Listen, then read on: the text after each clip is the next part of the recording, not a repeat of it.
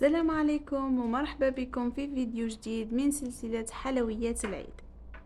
مكانش طاولة جزائرية في العيد تخلو من الصابلي، فحاولت نختم لكم سلسلة الحلويات بهذا الصابلي الرائع والاقتصادي اللي راح يزين طاولاتكم. تابعوا معايا الفيديو للأخير ومشاهدة ممتعة للجميع. في إناء اللي راح نتعجنوا فيه نكسروا 3 حبات بيض اللي لازم يكونوا باردين، تكونوا ديجا كنتوا دايرينهم في الفريجيدير.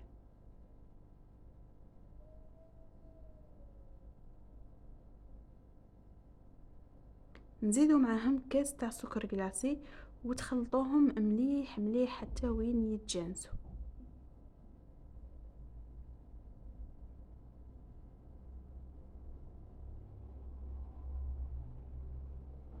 شوفوا هنا كيفاه تجانس الخليط نتاع البيض والسكر، ورجع لا كولور نتاعو كلاغ. راني نخلط بواسطه الفرشيطه. من نتوما اذا كانت عندكم الفوي خلطوا بالفوي، راح تساعدكم اكثر.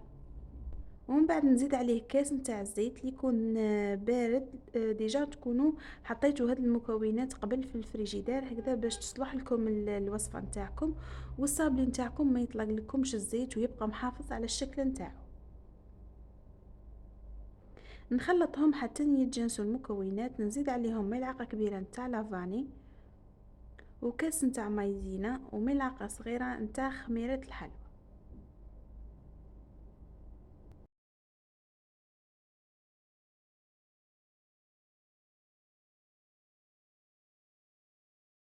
ونخلط كامل المكونات مع بعضهم بواسطة اليد. هنا نستغناو على الفرشيطة هكذا باش تعرفوا الخليط نتاعكم شحال يحتاج فرينة.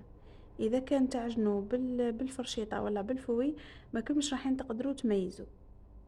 نبقى نزيد في الفرينة ونعجن حتى نتحصلوا على عجينة طرية. دوك تشوفوها معايا القوام نتاعها. شوفوا معايا القوام النهائي نتاع العجينه كيفاش يكون طري، وحاولوا انكم ما تنشفوهاش باش ما يجيكمش الصابلي نتاعكم يابس. وبالنسبه لطريقه التشكيل هنا انا كنت دايره طوال سيري نتاع بلاستيك، يعني ساعدني. نتوما اذا كان سطح العمل نتاعكم رخام ولا خشب، حاولوا تستخدموا الساشي في الحلان نتاع لاباط نتاعكم هكذا باش ما تستهلك لكمش الفرينه بزاف وتيبسكم لاباط نتاعكم. ومن بعد نجيبوا المول اللي راح نشكلوا به الصابلي، وفي كل مره راح نطبع به نغطسوه في الفرينه هكذا باش يعطيكم الشكل مفيني وما يتغيرش الشكل نتاعو كي طيبوه. هادو لي زاستيوس كامل لازم تتبعوهم هكذا باش تعطيكم النتيجه اللي راكم حابينها واللي شفتوها في اول الفيديو. بالنسبه ليا درت هذا الشكل ودرت الشكل الدائري، نتوما تقدروا ديروا اي شكل تفضلوه. ونفس الشيء بالنسبه للشكل الدائري، كل مره نغطسه في الفرينه ونطبعه باش يعطينا الشكل المطلوب. نستف حبة الصابلي نتاعي في بلان كون رشيته بالفرينة وندخله يطيب على حرارة 180 درجة مدة 10 دقائق.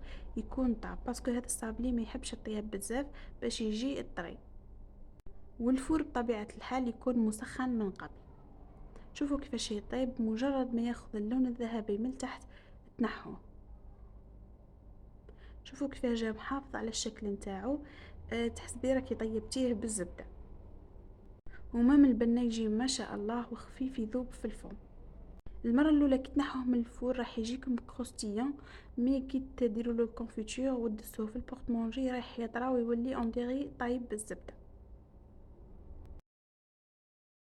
بالنسبه للتزيين تحبوا تخلوه كيما راه ديروا له من الداخل برك الكونفيتور وتقدموه. اما اذا كنتوا حابين ديروا له السكر غلاس من الفوق ولا اللوز ايفيلي ولا كوكو ايفيلي، راح نعطيكم هاد لي زاستيوس باش تلصقوا بهم السكر. هنا راح تدهنوا السطح نتاع الحبه تاع الكاطو بشويه نتاع كونفيتور وما تكثروش باش ما تشرب لكمش السكر، يعني مسحه خفيفه كيما راكم تشوفوا. ومن بعد نجيب اناء ندير فيه مزيج بين سكر غلاس والمايزينا، يعني ملعقه كبيره، ونرش به الجاتو تاعي من الفوق. هنا المايزينا ماهيش راح تخلي الجاتو يشرب هذاك السكر غلاس ويخليه بيض اطول مده من الفوق.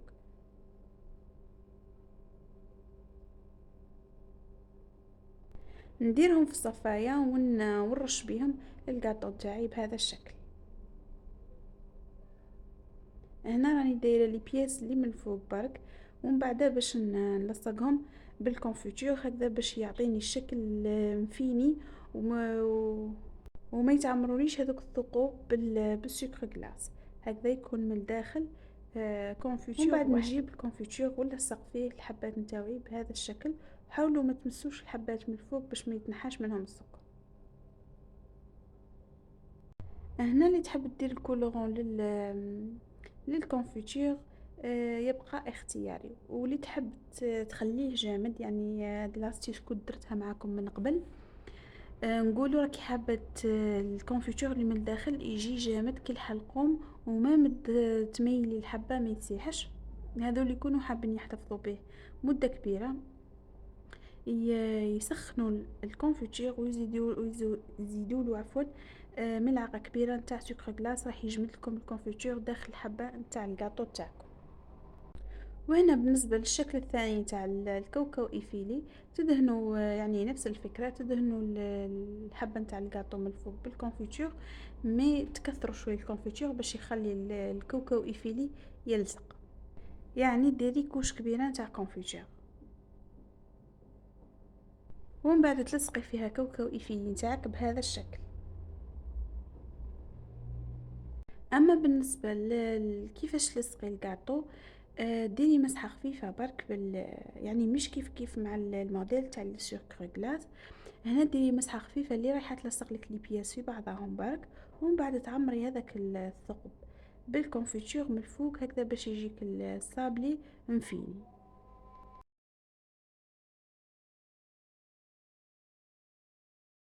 وهذا هو الصابلي نتاعي في صحن التقديم. شوفوا كيفاش جا ما شاء الله، الشكل رائع والمذاق أروع. ننصحكم تجربوا هذه الوصفة، ما بقالكم والو للعيد، يعني تقدروا تديروها في هذو نهارين، وخاصة انها الوصفة اقتصادية. ننصحكم تجربوها، واذا عجبكم الفيديو ما تنسونيش بالدعم واللي جام ولي كومنتير، واللي مازال ما اشتركش في القناة يشترك ويفعل زر الجرس باش يوصلكم كامل جديد. تهلاو لي في رواحكم، والى الملتقى في فيديو قادم ان شاء الله.